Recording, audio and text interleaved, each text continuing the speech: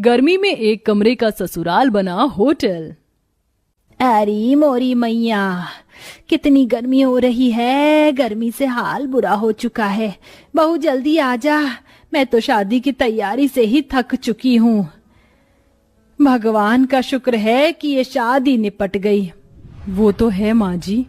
ये कहकर रचना कलश के चावल गिराकर घर के अंदर आती है। अरे अंतरा, अब तो तेरी बहू आ गई है। अब तो तेरी बहू के हाथ से खाना खा पी कर जाएंगे। अरे जरा हम भी तो देखे बहू कितना अच्छा खाना बनाती है। क्यों कश्मीरा? अरे हाँ हाँ बहू, मुझे बहुत गर्मी लग रही है। मुझे क्या, सबको ही लग रही होगी। गर्मी जो इतनी पड़ रही है, तो जा सबके लिए ठंडा ठंडा शरबत बना कर लिया। जी बुआ जी।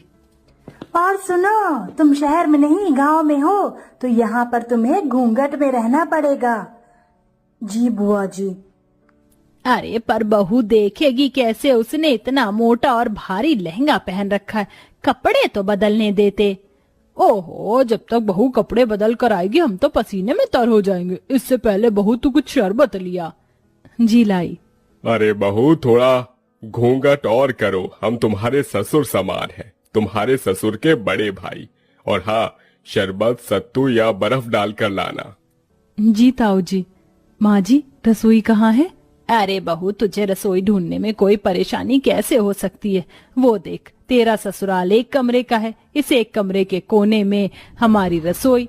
वो देख, जा जाकर शरबत बना दे, सभी मेहमान इंतजार कर रहे हैं। इसका मतलब हमारे सारे रिश्तेदार यहीं रहेंगे, इस एक कमरे के ससुराल में? और कहाँ जाएंगे बहू? यहाँ पूरे में बिस्तर बिछा देंगे, सब यहीं लेट जाएंगे। हे भगवान, इतनी गर्मी में सारे लोग एक ही कमरे में कैसे रहेंगे?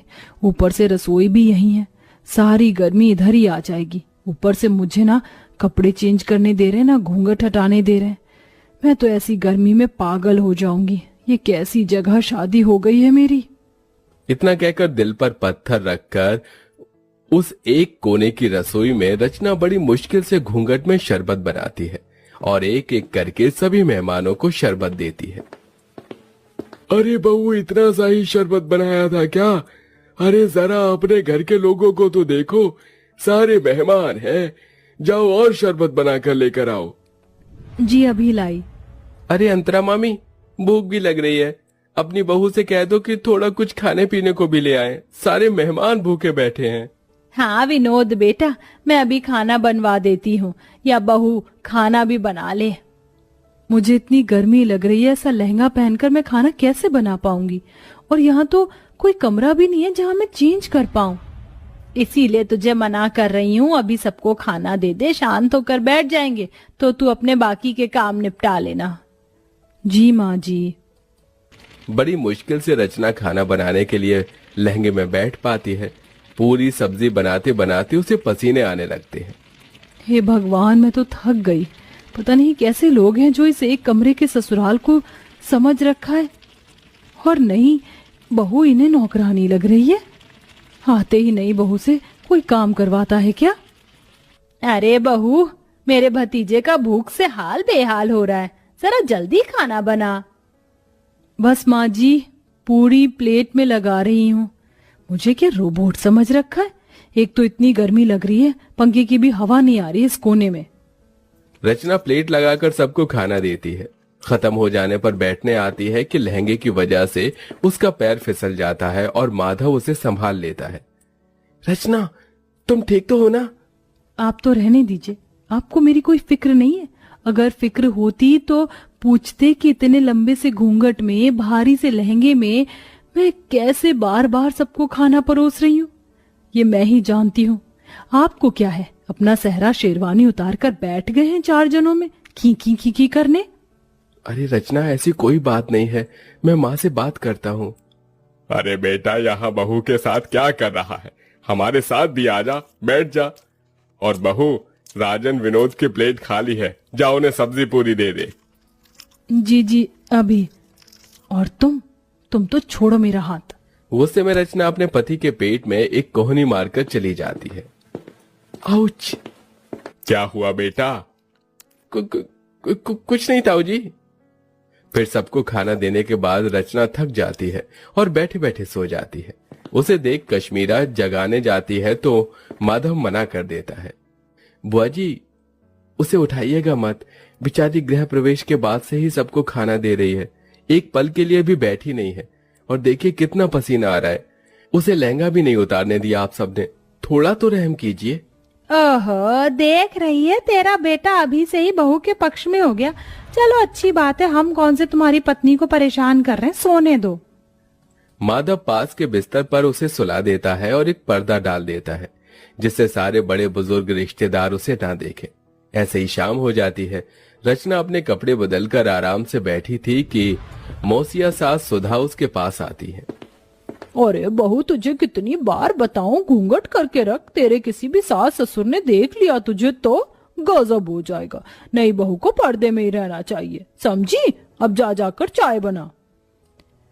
मैं चाय तो बना दूंगी, पर मैं तो पहले इस तरफ बैठी हूं ना, मुझे कोई भी नहीं देख सकता, तो थोड़ी देर घूंघट ऊपर कर लूंगी तो क्या हो जाएगा। मुझे भी गर्मी लग रही है और ऐसा तो है नहीं किसी ने मेरी शक्ल नहीं देखी, सबने शादी में मुझे देखा है। देख ले अंतरा, देख ले तेरी बहू कैसे अभी से ही जबान लड़ा रही है। अरे मैं तो मौसी हूँ, मुझे इस बात का बुरा नहीं लगेगा, लेकिन कोई और होता तो तौबा तौबा तौबा। छोड़ ना सुधा, ऐसी बात नहीं करते, जा सबके लिए चाय नाश्ता लेकर आ। ये बोलते ही रचना घूंघट करके फिर से गर्मी में सबके लिए चाय बनाती है। अब इतने सारे मेहमान थे, हर कोई थोड़ी थोड़ी देर बाद अपने खाने पीने की फरमाइश कर रहा था। ऊपर से हल्की साड़ी पहनने पर विनोद कहता है, देखो रचना, मैं तुम्हारे जेठ की तरह हूँ और अभी तुम्हारी नई शादी हुई है, इसलिए बता रहा हूँ इतनी हल्की साड़ी मत पहनो। जो नई नवेली दुल्हन हो तो थोड़ी भारी साड़ी पहनो। भाई साहब, गर्मी लग रही है इसलिए मैंने थोड़ी हल्की साड़ी पहनाई है। कोई बात नहीं, थोड़ा बर्दाश्त करो और अपने हाथ के पकौड़े भी बनाकर खिला दो। फिर कहाँ मैं बार बार आने बैठ रहा हूँ, मुझे तो आगरा ही चले जाना है। अब मेरा भेजा फ्राई हो रहा है, शादी करके पछता रही हूँ। इससे पहले ही बढ़िया थी मैं जब जीन्स टॉप पहनकर विदाउट कोई घूंघट के इधर उधर रहती थी, पर इन बड़े लोगों ने तो मेरा जीना हराम कर दिया। ऊपर से इतना छोटा ससुराल है, हर जगह कोई ना कोई बैठा है।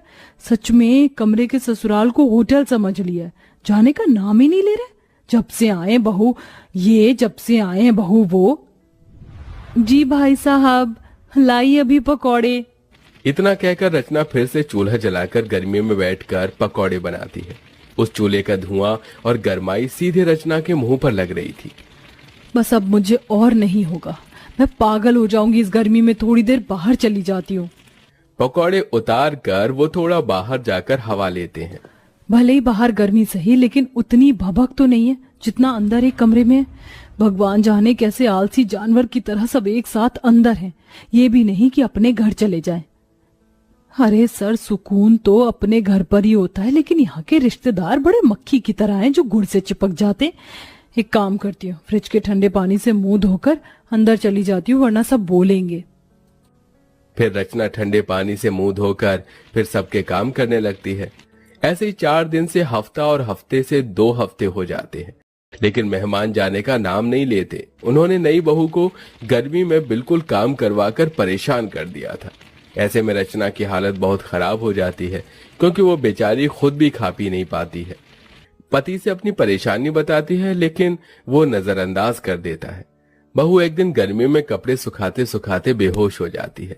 माधव फौरन डॉक्टर को घर पर बुलाता है तो डॉक्टर बताता है, देखिए, गर्मी में इनकी हालत बहुत डाउन हो चुकी है। और इतनी मोटी साड़ी क्यों पहनी है आप लोगों ने? आप जून जुलाई की गर्मी से वाकिफ नहीं है क्या?